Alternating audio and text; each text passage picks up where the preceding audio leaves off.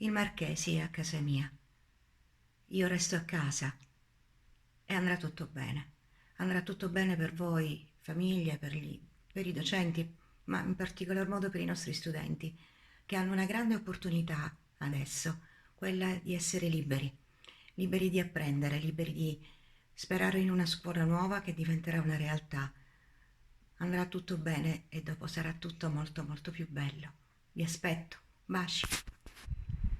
Cari ragazzi, anche noi, musco e spedalieri, restiamo a casa. Andrà tutto bene.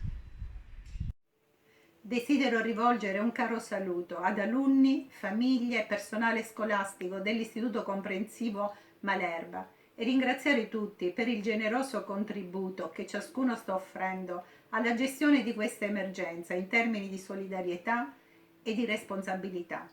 Il coronavirus repentinamente ha stravolto la nostra vita, le nostre abitudini e i nostri progetti, ma per fortuna la capacità di resilienza dell'essere umano è molto grande. Ogni giorno scopriamo nuovi modi per comunicare, per sentirci meno soli, più uniti, anche senza il contatto fisico.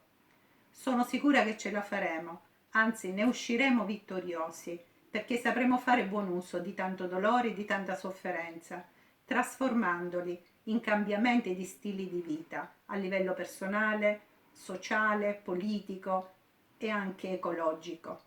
A presto, un abbraccio virtuale a tutti.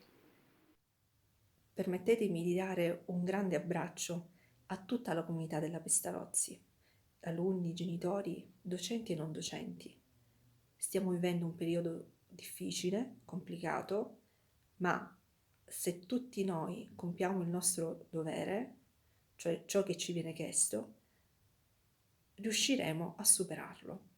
E allora, con la speranza di vederci presto a scuola, dove vi aspetto a braccia aperte, vi dico, restiamo a casa, andrà tutto bene.